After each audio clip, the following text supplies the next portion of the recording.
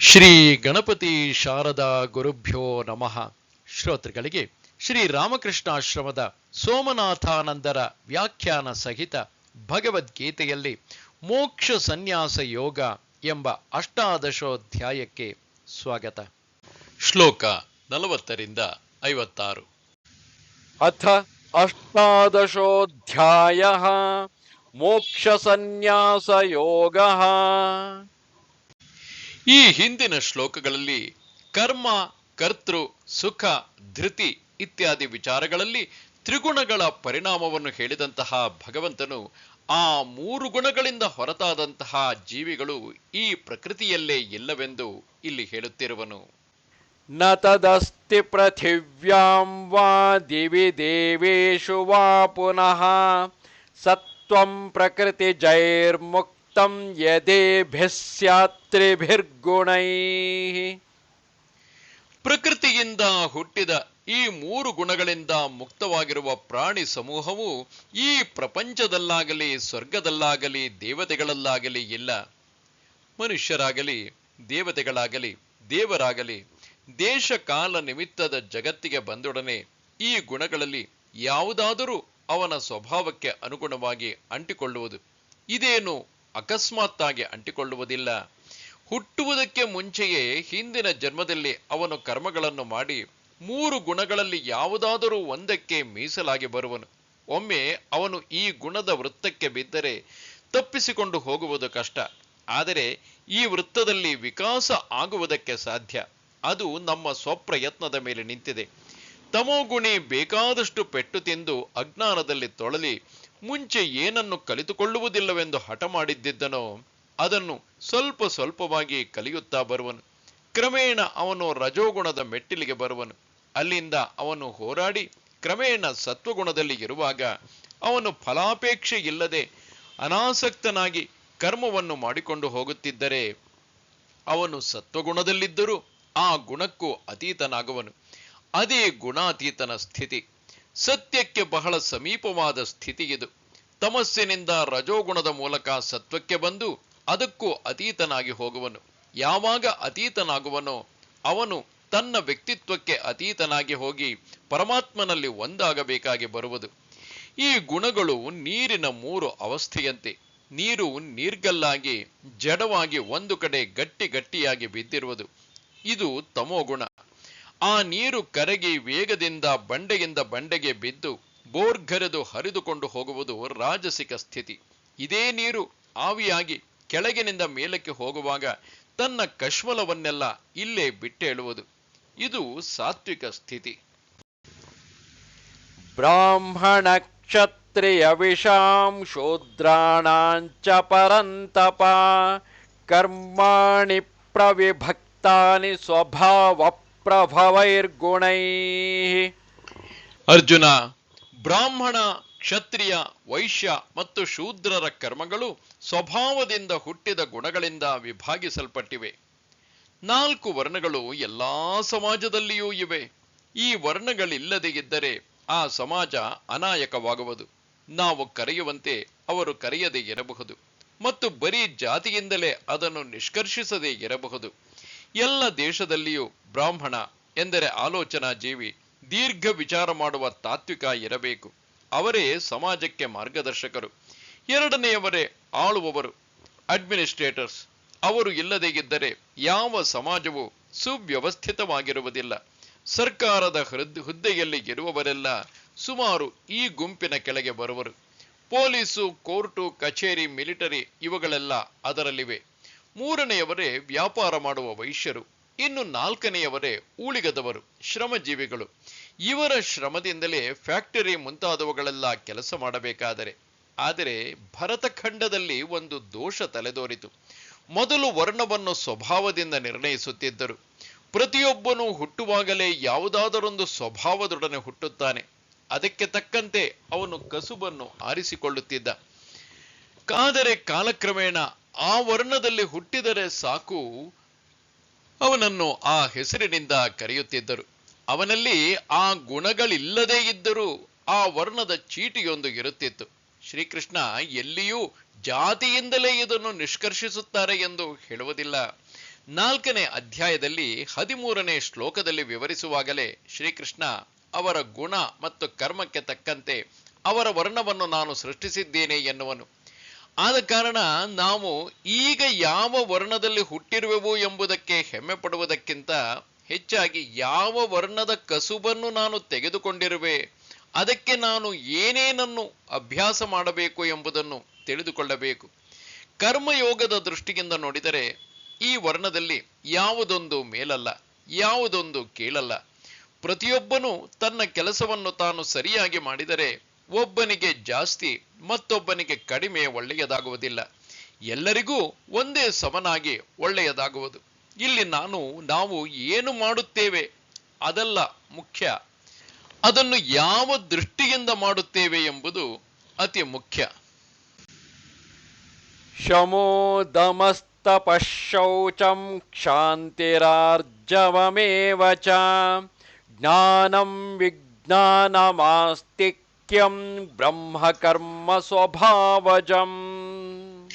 ಶಮ, ದಮ, ತಪಸ್ಸು, ಶೌಚ, ಕ್ಷಮೆ, ಆರ್ಜವ, ಜ್ಞಾನ, ವಿಜ್ಞಾನ ಮತ್ತು ಆಸ್ತಿಕ ಭಾವ ಇವು ಸ್ವಭಾವತಃ ಇರುವ ಬ್ರಾಹ್ಮಣನ ಕರ್ಮ. ಬ್ರಾಹ್ಮಣನ ಸ್ವಭಾವದ ಗುಣಗಳನ್ನು ಹೇಳುತ್ತಾನೆ. ಅವನಲ್ಲಿ ಶ್ರಮ ಇರಬೇಕು, ಮನಸ್ಸನ್ನು ಅವನು ನಿಗ್ರಹಿಸಬೇಕು, ಅದು ಇಚ್ಛೆಪಟ್ಟ ಕಡೆ ಅಲೆದಾಡುವುದಕ್ಕೆ ಅವಕಾಶ ಕೊಡಕೂಡದು. ತಾನು ಯಾವುದರ ಮೇಲೆ ಮನಸ್ಸನ್ನು ಹಾಕುತ್ತಾನೆಯೋ ಅದನ್ನು ಮಾತ್ರ ಕುರಿತು ಚಿಂತಿಸಬೇಕು. ಮನಸ್ಸು ಸಂಪೂರ್ಣವಾಗಿ ಅವನ ಹತೋಟಿಯಲ್ಲಿರುವುದು. ದಮ ಎಂದರೆ ಸ್ಥೂಲವಾಗಿ ಇಂದ್ರಿಯಗಳನ್ನು ಆಯಾ ವಸ್ತುಗಳ ಕಡೆ ಹೋಗದಂತೆ ತಡೆಗಟ್ಟುವುದು. ಅವನಲ್ಲಿ ಶೌಚವಿರಬೇಕು. ಮೊದಲು ಬಾಹ್ಯ ಶೌಚವಿರಬೇಕು. ಅವನು ಉಡುವ ಬಟ್ಟೆ ಶುಚಿಯಾಗಿರಬೇಕು, ತಿನ್ನುವ ಆಹಾರ ಶುಚಿಯಾಗಿರಬೇಕು, ದೇಹವನ್ನು ಸ್ನಾನಾದಿಗಳಿಂದ ಶುಚಿಯಾಗಿಟ್ಟಿರಬೇಕು. ಅದರಂತೆಯೇ ಮನಸ್ಸನ್ನು ಶುಚಿಯಾಗಿ ಇಟ್ಟಿರುವುದು ಬಾಹ್ಯ ಶೌಚಕ್ಕಿಂತ ಮುಖ್ಯ. ಮನಸ್ಸನ್ನು ಕೊಳೆ ಮಾಡುವ ಭಾವನೆಗಳು ಬರದಂತೆ ನೋಡಿಕೊಳ್ಳಬೇಕು. ಅಸೂಯೆ ಇರಕೂಡದು, ಸುಳ್ಳು ಹೇಳಕೂಡದು, ಶಾಂತನಾಗಿರಬೇಕು. ಜೀವನದಲ್ಲಿ ತನಗೆ ಯಾರು ಎಂತಹ ಕೆಟ್ಟದ್ದನ್ನು ಮಾಡಿದರೂ ಕ್ಷಮಿಸುವ ಸ್ವಭಾವ ನಮ್ಮದಾಗಿರಬೇಕು. ತಿಳಿಯದೇ ಇರುವಾಗ ಅಜ್ಞಾನದಲ್ಲಿ ಯಾರೋ ನಮಗೆ ವ್ಯಥೆ ಕೊಟ್ಟಿರಬಹುದು. ಅದನ್ನೇ ಕುರಿತು ಚಿಂತಿಸುತ್ತಿದ್ದರೆ ನಮ್ಮ ಮನಸ್ಸೆಲ್ಲ ಕೊಳೆಯಿಂದ ತುಂಬುವುದು. ನಾವು ಅದಕ್ಕೆ ಬದ್ಧರಾಗುತ್ತೇವೆ, ಅದನ್ನು ಮೀರಿ ಹೋಗುವುದಿಲ್ಲ. ಯಾವಾಗ ಒಮ್ಮೆ ಕ್ಷಮಿಸುತ್ತಾನೆಯೋ ಇವನು ಅದರಿಂದ ಪಾರಾಗುತ್ತಾನೆ. ಎರಡನೆಯದಾಗಿ, ಯಾರು ಇವನಿಗೆ ಅನ್ಯಾಯ ಮಾಡಿದರೂ ಅವನಲ್ಲಿ ಪಶ್ಚಾತ್ತಾಪ ಬರುವಂತೆ ಮಾಡುವುದು. ಪೆಟ್ಟಿಗೆ ಪೆಟ್ಟು ಬುದ್ಧಿ ಕಲಿಸುವುದು ಎಂದು ನಾವು ಭಾವಿಸುತ್ತೇವೆ. ಎಂದಿಗೂ ಇಲ್ಲ. ಅದನ್ನು ಹಿಂತಿರುಗಿ ಬಡ್ಡಿ ಸಹಿತ ಕೊಡಲು ಅವನು ಹೊಂಚುತ್ತಿರುವನು. ಅದನ್ನು ನಿಲ್ಲಿಸಬೇಕಾದರೆ ಯಾರಾದರೂ ಕ್ಷಮಿಸಬೇಕು. ಆಗ ಮಾತ್ರ ದ್ವೇಷದ ಉರಿ ತಗ್ಗುವುದು. ಒಬ್ಬ ಸ್ವಭಾವತಃ ಬ್ರಾಹ್ಮಣನಾದರೆ ಅವನು ಕ್ಷಮಿಸದ ಯಾವ ಮಹಾಪರಾಧವೂ ಇಲ್ಲ. ಅವನಲ್ಲಿ ಆರ್ಜವದ ಗುಣವನ್ನು ನೋಡುತ್ತೇವೆ. ಅವನಲ್ಲಿ ಒಳಗೊಂದು ಹೊರಗೊಂದು ಇಲ್ಲ. ಅವನು ಖಂಡಿತವಾದಿ, ಬಚ್ಚಿಡುವುದಕ್ಕೆ ಹೋಗುವುದಿಲ್ಲ. ಅವನೇನೋ ಅದನ್ನು ಹೊರಗೆಯೇ ತೋರಿಸಿಕೊಳ್ಳುವನು. ಅವನು ಜ್ಞಾನಿ. ಪ್ರಪಂಚದಲ್ಲಿ ಯಾವುದು ಸತ್ಯ ಮತ್ತು ಯಾವುದು ಮಿಥ್ಯ ಎಂಬುದನ್ನು ಚೆನ್ನಾಗಿ ವಿಚಾರ ಮಾಡಿ ತಿಳಿದುಕೊಂಡಿರುವನು. ಜೊತೆಗೆ ಅವನು ವಿಜ್ಞಾನಿಯೂ ಆಗಿರುವನು. ತಾನು ಏನನ್ನು ಸರಿ ಎಂದು ತಿಳಿದುಕೊಂಡಿರುವನೋ ಅದನ್ನು ಜೀವನದಲ್ಲಿ ಅನುಷ್ಠಾನಕ್ಕೆ ತಂದಿರುವನು.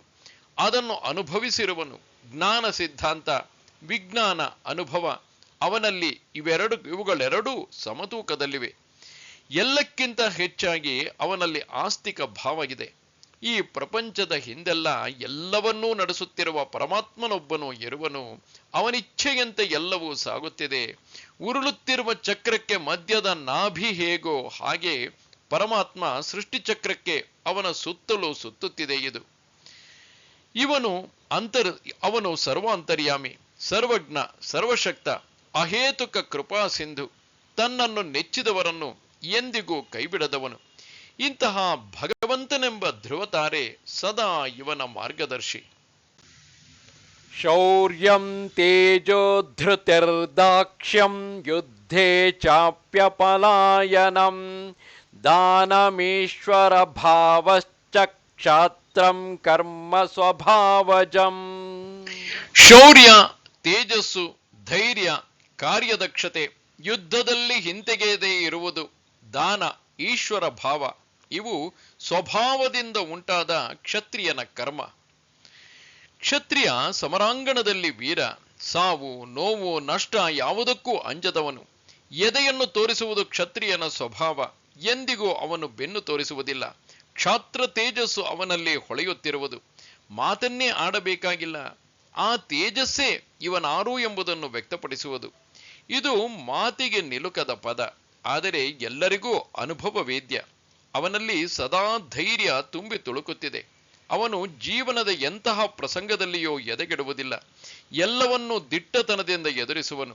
ಧೈರ್ಯ ಒಂದು ಪಂಜಿನಂತೆ ಅವನಲ್ಲಿ ಉರಿಯುತ್ತಿರುವುದು. ಅವನ ಸಾನ್ನಿಧ್ಯವೇ ಅಧೈರ್ಯವನ್ನು ದೂಡುವುದು. ಅವನು ಕಾರ್ಯದಕ್ಷ. ಒಂದು ಕೆಲಸವನ್ನು ತೆಗೆದುಕೊಂಡರೆ ಅದನ್ನು ಚೆನ್ನಾಗಿ ನಿರ್ವಹಿಸುವನು. ಒಂದು ಮಹಾ ಕೆಲಸವನ್ನು ಸಾಧಿಸಬೇಕಾದರೆ ಹಲವರ ಸಹಕಾರ ಬೇಕಾಗಿದೆ. ಕೆಲವು ಸ್ವಭಾವದ ಜನರಿರುತ್ತಾರೆ.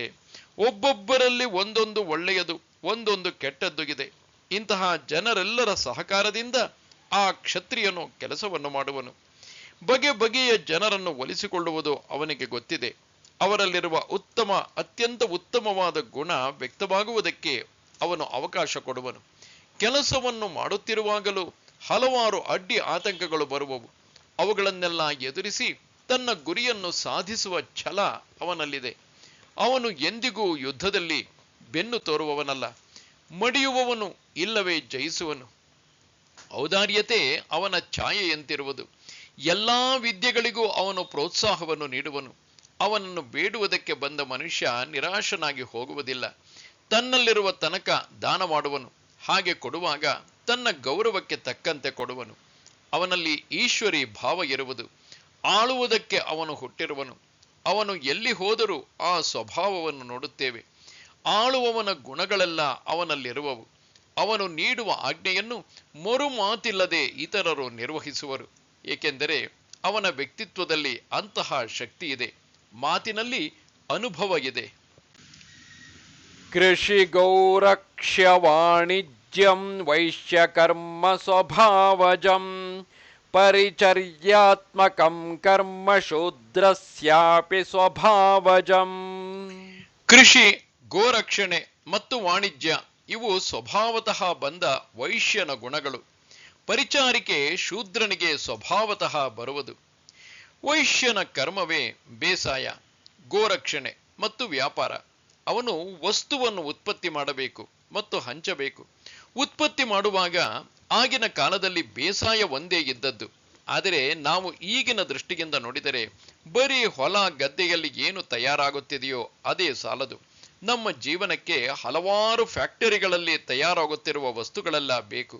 ಈಗಿನ ದೃಷ್ಟಿಯಿಂದ ನೋಡಿದರೆ ಅದರ ಅರ್ಥವನ್ನು ವಿಕಾಸ ಮಾಡಬೇಕಾಗಿದೆ. ಅದರಂತೆಯೇ ಗೋರಕ್ಷಣೆ.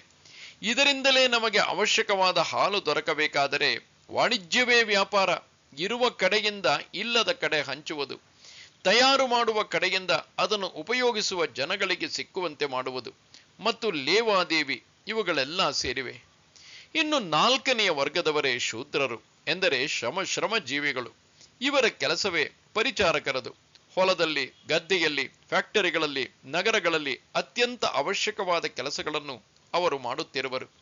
ಅವರ ದುಡಿತದಿಂದಲೇ ಆಹಾರ ಉತ್ಪತ್ತಿಯಾಗುವುದು, ಯಂತ್ರ ಸಾಮಗ್ರಿಗಳು ಉತ್ಪತ್ತಿಯಾಗುವವು, ನಗರಗಳು ನಿರ್ಮಲವಾಗಿರುವವು. ಕೂಲಿ, ಗಾಡಿ ಹೊಡೆಯುವವನು, ಆಳು ಇವರುಗಳು ಸಮಾಜದ ಕೆಳಮಟ್ಟದಲ್ಲಿರಬಹುದು. ಆದರೆ ಅವರ ಶ್ರಮದ ಆಧಾರದ ಮೇಲೆ ಉಳಿದವರೆಲ್ಲ ಇರುವುದು. ಇಲ್ಲಿ ಒಂದು ವರ್ಣ ಮುಖ್ಯ, ಮತ್ತೊಂದು ವರ್ಣ ಅಮುಖ್ಯ ಎಂದು ನೋಡುವ ಪ್ರಶ್ನೆಯೇ ಏಳುವುದಿಲ್ಲ. ಒಂದರಷ್ಟೇ ಮತ್ತೊಂದೂ ಮುಖ್ಯ. ವರ್ಣಗಳಲ್ಲಿ ಅನ್ಯೋನ್ಯ ಆಶ್ರಯವನ್ನು ನೋಡುತ್ತೇವೆ. ಒಂದಿದ್ದರೆ ಮತ್ತೊಂದು ಸರಿಯಾಗಿ ಕೆಲಸ ಮಾಡಬೇಕಾದರೆ ಗಡಿಯಾರದಲ್ಲಿರುವ ಚಕ್ರಗಳಂತೆ ಯಾವ ಸಣ್ಣ ಚಕ್ರ ನಿಂತರೂ ಇಡೀ ಗಡಿಯಾರ ನಿಲ್ಲುವುದು. ಸಮಾಜ ಯಂತ್ರವೂ ಹಾಗೆಯೇ. ಒಂದು ದೊಡ್ಡ ನಗರದಲ್ಲಿ ಕಸಗುಡಿಸುವವರೆಲ್ಲ 2 ದಿನ ಕೆಲಸ ಮಾಡುವುದನ್ನು ನಿಲ್ಲಿಸಿದರೆ ನರಕ ಸದೃಶವಾಗುವುದು. ಆಗ ಗೊತ್ತಾಗುವುದು ಅದರ ಬೆಲೆ. ಸ್ವೇ ಸ್ವೇ ಕರ್ಮಣ್ಯಭಿರತಃ ಸಂಸಿದ್ಧಿಂ ಲಭತೆ ನರಃ ಸ್ವಕರ್ಮ ನಿರತಃ ಸಿದ್ಧಿಂ ಯಥಾ ವಿಂದತಿ ತಚ್ಛೃಣು. ಸ್ವಕರ್ಮದಲ್ಲಿ ನಿರತನಾದ ಮನುಷ್ಯ ಮೋಕ್ಷವನ್ನು ಹೊಂದುತ್ತಾನೆ. ಸ್ವಕರ್ಮದಲ್ಲಿ ನಿರತನಾದವನು ಹೇಗೆ ಮೋಕ್ಷವನ್ನು ಪಡೆಯುತ್ತಾನೋ ಕೇಳು. ಪ್ರತಿಯೊಬ್ಬರೂ ತಮ್ಮ ಸ್ವಕರ್ಮದ ಮೂಲಕವೇ ಮುಕ್ತಿಯನ್ನು ಪಡೆಯುತ್ತಾರೆ. ಒಬ್ಬ ತಾನು ಮಾಡುವ ಕೆಲಸವನ್ನು ಬಿಟ್ಟು ಇನ್ನೊಬ್ಬನ ಕೆಲಸಕ್ಕೆ ಕೈ ಹಾಕಬೇಕಾಗಿಲ್ಲ. ತಾನು ಮಾಡುತ್ತಿರುವುದನ್ನೇ ಫಲಾಪೇಕ್ಷೆಯಿಲ್ಲದೆ ಅನಾಸಕ್ತನಾಗಿ ಮಾಡಿದರೆ ಸಾಕು. ಯಾವ ಕರ್ಮವೂ ಮೇಲಲ್ಲ, ಯಾವ ಕರ್ಮವೂ ಕೀಳಲ್ಲ. ಪ್ರತಿಯೊಂದು ಅದರದರ ದೃಷ್ಟಿಯಿಂದ ಮುಖ್ಯವೇ. ಎಲ್ಲರೂ ತಮ್ಮ ತಮ್ಮ ಕೆಲಸವನ್ನು ಮಾಡಿದರೆ ಒಟ್ಟು ಸಮಾಜ ಭದ್ರವಾಗಿರಬೇಕಾದರೆ ಇದು ನಮ್ಮ ದೇಹದಲ್ಲಿರುವ ಅಂಗಾಂಗಗಳಂತೆ. ಮೆದುಳು ಎಷ್ಟು ಮುಖ್ಯವೋ ಹೃದಯವೂ ಅಷ್ಟೇ ಮುಖ್ಯ, ಹೊಟ್ಟೆ ಅಷ್ಟೇ ಮುಖ್ಯ, ರಕ್ತಚಲನೆ ಮತ್ತು ಇತರ ಕ್ರಿಯೆಗಳು ಅಷ್ಟೇ ಮುಖ್ಯ. ಪ್ರತಿಯೊಂದೂ ಇರುವುದು ಒಟ್ಟು ದೇಹದ ಭದ್ರತೆಗೆ. ಅದರಲ್ಲಿ ಯಾವುದಾದರೂ ಒಂದು ದೋಷದಿಂದ ಕೂಡಿದರೂ ಒಟ್ಟಿನ ಭದ್ರತೆಗೆ ಭಂಗ ಬರುವುದು. ಯಾವಾಗ ಒಬ್ಬ ತನ್ನ ಕರ್ತವ್ಯವನ್ನು ಫಲಾಪೇಕ್ಷೆಯಿಲ್ಲದೆ ಮಾಡುವನೋ ಆಗ ಅದು ಅವನ ಚಿತ್ತವನ್ನು ಶುದ್ಧಿ ಮಾಡುವುದು. ಇಲ್ಲಿ ಫಲಾಪೇಕ್ಷೆ ಇಲ್ಲದೆ ಮಾಡುವುದು ಎಂಬುದರ ರಹಸ್ಯವನ್ನು ತಿಳಿದುಕೊಳ್ಳಬೇಕು. ಫಲವೇ ಬೇಡ ಎಂದಲ್ಲ, ಇವನಿಗೆ ಆ ಫಲ ಬೇಕಾಗಿಲ್ಲ, ಅದನ್ನು ಭಗವಂತನಿಗೆ ಅರ್ಪಣೆ ಮಾಡುವನು. ಯಾವಾಗ ಭಗವಂತನಿಗೆ ಅರ್ಪಣೆ ಮಾಡುವ ದೃಷ್ಟಿಯಿಂದ ಕೆಲಸ ಮಾಡುವನೋ ಆಗ ಅಚ್ಚುಕಟ್ಟಾಗಿ ಮಾಡುವನು. ಅಲ್ಲಿ ಅಸಡ್ಡೆ ಅಜಾಗರೂಕತೆ ಯಾವುದೂ ಇರಲಾರದು. ಜನರನ್ನು ಮೆಚ್ಚಿಸುವುದಕ್ಕೆ ಅವನು ಮಾಡುವುದಿಲ್ಲ, ಭಗವಂತನಿಗೆ ಅರ್ಪಿಸಲು ಅವನು ಮಾಡುವನು. ಅದರಿಂದ ಅತ್ಯಂತ ಶ್ರೇಷ್ಠವಾದ ಪ್ರತಿಫಲವೇ ಬರುವುದು. ಆದರೆ ಅವನು ಅದಕ್ಕೆ ಕೈಯೊಡ್ಡುವುದಿಲ್ಲ. ಕೈಯೊಡ್ಡಿದರೆ ಅದು ಅವನನ್ನು ಬಂಧಿಸುವುದು. ಅವನಿಗೆ ಬೇರೆ ರೀತಿ ಈ ಅನಾಸಕ್ತಿಯ ಕರ್ಮ ಸಹಾಯ ಮಾಡುವುದು. ಅದೇ ಅವನ ಚಿತ್ತವನ್ನು ಶುದ್ಧ ಮಾಡುವುದು. ಎಲ್ಲ ಸಾಧನೆಯಲ್ಲಿಯೂ ಚಿತ್ತ ಶುದ್ಧವಾಗುವುದು. ಆಗ ಅದರ ಮೂಲಕ ಹಿಂದಿರುವ ಪರಮಾತ್ಮನ ದರ್ಶನವಾಗುವುದು. ಸಾಕ್ಷಾತ್ಕಾರ ಎಂದರೆ ಎಲ್ಲಿಯೋ ಹೊರಗಡೆ ದೇವರು ಬಂದು ನಿಂತುಕೊಳ್ಳುವುದಲ್ಲ. ದೇವರು ಸರ್ವಾಂತರ್ಯಾಮಿಯಂತೆ ಆಗಲೇ ಎಲ್ಲರಲ್ಲಿಯೂ ಇರುವನು. ಸಾಕ್ಷಾತ್ಕಾರ ಎಂದರೆ ಒಳಗಿರುವುದು ಮೇಲೆದ್ದು ಬರುವುದು. ಮೊಸರಿನಲ್ಲಿ ಬೆಣ್ಣೆಗಿದೆ, ಕಡೆದಾಗ ಮೇಲೆದ್ದು ಬರುವುದು. ಹೀಗೆ ಕಡೆಯುವುದನ್ನೇ ಅನಾಸಕ್ತಿ ಯೋಗ ಎಂದು ಹೇಳುವುದು. ಯತಃ ಪ್ರವೃತ್ತಿರ್ಭೂತಾನಾಂ ಯೇನ ಸರ್ವಮಿದಂ ತತಂ ಸ್ವಕರ್ಮಣ ತಮಭ್ಯರ್ಚ್ಯ ಸಿದ್ಧಿಂ ವಿಂದತಿ ಮಾನವಃ. ಯಾರಿಂದ ಪ್ರಾಣಿಗಳೆಲ್ಲವೂ ಬಂದಿವೆಯೋ, ಯಾರಿಂದ ಎಲ್ಲವೂ ವ್ಯಾಪ್ತವಾಗಿರುವುದೋ ಅವನನ್ನು ಸ್ವಕರ್ಮದಿಂದ ಪೂಜಿಸುವ ಪುರುಷ ಮೋಕ್ಷವನ್ನು ಪಡೆಯುತ್ತಾನೆ. ನಮ್ಮ ಎದುರಿಗೆ ಇರುವ ವಸ್ತುಗಳೆಲ್ಲ ಭಗವಂತನಿಂದಲೇ ಬಂದಿವೆ. ಅಗ್ನಿಕುಂಡದಿಂದ ಕಿಡಿಗಳು ಹೇಗೆ ಏಳುತ್ತವೆಯೋ, ಜೇಡ ತನ್ನ ದೇಹದಿಂದ ತಂತುವನ್ನು ಹೇಗೆ ತರುವುದೋ, ಹಾಗೆ ಭಗವಂತನಿಂದ ಈ ಬ್ರಹ್ಮಾಂಡವೆಲ್ಲವೂ ಬಂದಿದೆ. ಬಂದಾದ ಮೇಲೆ ಅವನು ಇವುಗಳನ್ನೆಲ್ಲ ವ್ಯಾಪಿಸಿಕೊಂಡಿರುವನು. ಇವುಗಳಿಂದ ಬೇರೆ ಅಲ್ಲ. ಆಕಾಶ ಹೇಗೆ ಎಲ್ಲದರ ಒಳಗೆ ಮತ್ತು ಹೊರಗೆ ಇದೆಯೋ ಹಾಗೆ ಭಗವಂತ ಸರ್ವವನ್ನು ವ್ಯಾಪಿಸಿಕೊಂಡಿರುವನು. ಅವನು ಸರ್ವವನ್ನು ವ್ಯಾಪಿಸಿಕೊಂಡಿದ್ದರೆ ನಮ್ಮ ಕಣ್ಣಿಗೆ ಕಾಣಬೇಕಲ್ಲ, ಏತಕ್ಕೆ ಕಾಣುತ್ತಿಲ್ಲ? ಅವನಲ್ಲದ ವಸ್ತುಗಳೇ ಕಾಣುತ್ತವೆ ನಮ್ಮ ಎದುರಿಗೆ. ಅವನಲ್ಲದೇ ಇರುವ ವಸ್ತುಗಳೆಲ್ಲ ತೆರೆಗಳು. ಆ ತೆರೆ ನಾಮರೂಪದಿಂದ ಆಗಿರುವುದು. ಯಾವಾಗ ಅದನ್ನು ಸರಿಸುತ್ತೇವೆಯೋ ಅದರ ಹಿಂದೆ ಅವನೇ ಇರುವನು. ನಮ್ಮ ಅಜ್ಞಾನದಿಂದ ಎದುರಿಗೆ ಇರುವ ನಾಮರೂಪವನ್ನು ಮಾತ್ರ ನೋಡುತ್ತಿದ್ದೇವೆ. ನಮ್ಮ ಅಜ್ಞಾನ ಯಾವಾಗ ಹೋಗುವುದೋ ಆಗ ಎದುರಿಗೆ ಇರುವ ವಸ್ತುವಿನ ಹಿಂದೆಲ್ಲ ಅವನ ಇರುವು ವೇದ್ಯವಾಗುವುದು. ಆ ಪರಮಾತ್ಮನನ್ನು ಸ್ವಕರ್ಮದಿಂದ ಆರಾಧಿಸಿ ಮುಕ್ತಿಯನ್ನು ಪಡೆಯುತ್ತಾನೆ. ಇದೊಂದು ಅತ್ಯಂತ ಸುಂದರವಾದ ಭಾವನೆ. ನಾವು ದೇವರನ್ನು ಬಿಲ್ವ, ತುಳಸಿ ಮೊದಲಾದವುಗಳಿಂದ ಅರ್ಚನೆ ಮಾಡುತ್ತೇವೆ. ಆದರೆ ದೇವರಿಗೆ ಅತ್ಯಂತ ಪ್ರಿಯವಾದ ಅರ್ಚನೆಗೆ ನಾವು ಯಾವ ಸ್ಥಿತಿಯಲ್ಲಿ ಇದ್ದೇವೆಯೋ, ನಮ್ಮ ಪಾಲಿಗೆ ಯಾವ ಕರ್ಮ ಬಂದಿದೆಯೋ ಅದನ್ನು ಇದು ಭಗವದರ್ಪಿತವಾಗಲಿ ಎಂದು ಪೂಜೆಯಂತೆ ಮಾಡುವುದು. ನಾವು ಮಾಡುವ ಕರ್ಮವನ್ನು ಒಂದು ಪರಮ ಪವಿತ್ರವಾದ ಪೂಜಾಸ್ಥಾನಕ್ಕೆ ಏರಿಸುವನು ಶ್ರೀಕೃಷ್ಣ. ಒಬ್ಬೊಬ್ಬ ಒಂದೊಂದು ರೀತಿ ಭಗವಂತನನ್ನು ಪೂಜೆ ಮಾಡಬಹುದು ಎನ್ನುತ್ತಾನೆ. ಬ್ರಾಹ್ಮಣ ತನ್ನ ತಪಸ್ಸು ಮತ್ತು ಜ್ಞಾನದಿಂದ ಪೂಜೆ ಮಾಡುತ್ತಾನೆ. ಕ್ಷತ್ರಿಯ ತನ್ನ ಶೌರ್ಯ, ತೇಜಸ್ಸು, ಪರಾಕ್ರಮಗಳಿಂದ ಪೂಜಿಸುತ್ತಾನೆ. ವೈಶ್ಯ ಹಂಚುವುದರ ಮೂಲಕ ಅವನನ್ನು ಪೂಜಿಸುತ್ತಾನೆ. ಶೂದ್ರ ತನ್ನ ಶ್ರಮದ ದುಡಿತದಿಂದ ಭಗವಂತನನ್ನು ಪೂಜಿಸುತ್ತಾನೆ. ಪೂಜಾ ದೃಷ್ಟಿಯಿಂದ ಮಾಡಿದರೆ ಎಲ್ಲರ ಮನಸ್ಸಿನ ಮೇಲೆಯೂ ಒಂದೇ ಪರಿಣಾಮವನ್ನು ಬಿಡುವುದು. ಅದೇ ಅವರ ಚಿತ್ತ ಶುದ್ಧವಾಗುವುದು. ಒಬ್ಬನಿಗೆ ಜಾಸ್ತಿಯಾಗುವುದಿಲ್ಲ, ಮತ್ತೊಬ್ಬರಿಗೆ ಕಡಿಮೆಯಾಗುವುದಿಲ್ಲ. ಭಗವಂತನ ದೃಷ್ಟಿಯಲ್ಲಿ ಎಲ್ಲರೂ ಪೂಜೆಯನ್ನು ಮಾಡುತ್ತಿರುವರು. ಯಾವಾಗ ಪೂಜಾ ಭಾವನೆಯನ್ನು ಮರೆಯುತ್ತೇವೆಯೋ, ಒಬ್ಬ ಬ್ರಾಹ್ಮಣನ ಕರ್ಮವನ್ನೇ ಮಾಡುತ್ತಿರಲಿ, ಕ್ಷತ್ರಿಯನ ಕರ್ಮವನ್ನೇ ಮಾಡುತ್ತಿರಲಿ, ವೈಶ್ಯನ ಕರ್ಮವನ್ನೇ ಮಾಡುತ್ತಿರಲಿ, ಶೂದ್ರನ ಕರ್ಮವನ್ನೇ ಮಾಡುತ್ತಿರಲಿ, ಆ ಮಾಡುತ್ತಿರುವವನು ಪೂಜಾ ಭಾವನೆಯಿಂದ ಮಾಡದಿದ್ದರೆ ಬಂಧನಕ್ಕೆ ಒಳಗಾಗುವನು. ಯಾವಾಗ ಪೂಜಾ ಭಾವನೆಯನ್ನು ಮರೆಯುವುದಿಲ್ಲವೋ ಆಗ ಒಬ್ಬನಷ್ಟೇ ಮತ್ತೊಬ್ಬನು ಶ್ರೇಷ್ಠ. ಶ್ರೇಯಾನ್ ಸ್ವಧರ್ಮೋ ವಿಗುಣ ಪರಧರ್ಮಾತ್ ಸ್ವನುಷ್ಠಿತಾತ್ ಸ್ವಭಾವನಿಯತಂ ಕರ್ಮ ಕುರ್ವನ್ನಾಪ್ನೋತಿ ಕಿಲ್ಬಿಷಂ. ಚೆನ್ನಾಗಿ ಮಾಡಿದ ಪರಧರ್ಮಕ್ಕಿಂತ ಚೆನ್ನಾಗಿಲ್ಲದೆ ಇರುವ ಸ್ವಧರ್ಮವೇ ಶ್ರೇಯಸ್ಕರ. ಸ್ವಭಾವಕ್ಕೆ ಅನುರೂಪವಾದ ಕರ್ಮ ಮಾಡುವವನಿಗೆ ಪಾಪ ಅಂಟುವುದಿಲ್ಲ. ನಾವು ಮೊದಲು ಇನ್ನೊಬ್ಬನ ಕೆಲಸವನ್ನು ಚೆನ್ನಾಗಿ ಮಾಡಬಹುದು, ಆದರೆ ಹಾಗೆಯೇ ಎಂದೆಂದಿಗೂ ಮಾಡುತ್ತೇವೆ ಎಂದು ಹೇಳುವುದಕ್ಕೆ ಆಗುವುದಿಲ್ಲ. ಆ ಕೆಲಸವನ್ನು ಮಾಡುತ್ತಿರುವಾಗ ಹಲವಾರು ಸಮಸ್ಯೆಗಳು ಏಳುತ್ತವೆ. ಅದನ್ನೆಲ್ಲ ಎದುರಿಸುವುದಕ್ಕೆ ನಾನು ತರಬೇತನ್ನು ತೆಗೆದುಕೊಂಡಿಲ್ಲ. ನಾನು ಮತ್ತೊಬ್ಬನ ಕೆಲಸವನ್ನು ಚೆನ್ನಾಗಿ ಮಾಡಬಹುದು, ಆದರೆ ನನ್ನ ಕೆಲಸವನ್ನು ಹಾಗೆಯೇ ಬಿಡುವೆನು. ಆಗ ಅದು ನಷ್ಟವಾಗುವುದು. ನಾನು ಯಾವಾಗ ಇನ್ನೊಬ್ಬನ ಕೆಲಸವನ್ನು ಮಾಡುತ್ತೇನೆಯೋ, ಇನ್ನೊಬ್ಬ ಆ ಕೆಲಸವನ್ನು ಮಾಡುತ್ತಿದ್ದವನು ಮಾಡುವುದಿಲ್ಲ. ಇದರಿಂದ ದೊಡ್ಡದೊಂದು ನಷ್ಟವಾಗುವುದು. ನಾನು ಮಾಡುತ್ತಿದ್ದ ಕೆಲಸ ನಿಂತು ಹೋಯಿತು, ಇನ್ನೊಬ್ಬ ಮಾಡುತ್ತಿದ್ದ ಕೆಲಸಕ್ಕೆ ಅಡ್ಡಿ ತಂದೆ. ಚೆನ್ನಾಗಿ ಮಾಡದೇ ಇದ್ದರೂ ಚಿಂತೆಯಿಲ್ಲ, ನನ್ನ ಸ್ವಭಾವಕ್ಕೆ ತಕ್ಕಂತಹ ಕೆಲಸವನ್ನು ಮಾಡುವುದು ಮೇಲು. ಮೊದಮೊದಲು ನಾನು ಕೆಲಸವನ್ನು ಚೆನ್ನಾಗಿ ಮಾಡದೇ ಇರಬಹುದು, ಆದರೆ ಕ್ರಮೇಣ ಅದರಲ್ಲಿ ಪಾಂಡಿತ್ಯವನ್ನು ಪಡೆಯುವನು. ಇದರಿಂದ ನನ್ನ ಕೆಲಸ ನಿಲ್ಲಲಿಲ್ಲ. ನಾನು ಇನ್ನೊಬ್ಬನ ಕೆಲಸಕ್ಕೆ ಆತಂಕವನ್ನು ತಂದೊಡ್ಡಲಿಲ್ಲ. ನನ್ನ ಪಾಲಿಗೆ ಬಂದ ಕೆಲಸ ತುಂಬಾ ಕಷ್ಟವಾಗಿದೆ ಅಥವಾ ಅಪ್ರಿಯವಾಗಿದೆ. ಅದಕ್ಕೆ ನಾನು ಆ ಕೆಲಸವನ್ನು ಬಿಟ್ಟು ಪ್ರಿಯವಾದ ಮತ್ತೊಬ್ಬನ ಕೆಲಸವನ್ನು ತೆಗೆದುಕೊಳ್ಳಬಹುದು. ಆದರೆ ನನ್ನ ಪಾಲಿಗೆ ಬಂದ ಕರ್ತವ್ಯವನ್ನು ಸರಿಯಾಗಿ ನಿರ್ವಹಿಸಿದರೆ ಅದು ಅಪ್ರಿಯವಾಗಬಹುದು. ಅದರಿಂದ ಇತರರಿಗೆ ಕೆಲವು ವೇಳೆ ನೋವು, ಕಷ್ಟ ಮುಂತಾದವು ಆದರೂ ಅದರಿಂದ ನನಗೆ ಏನೂ ಕೆಟ್ಟದಾಗಲಾರದು.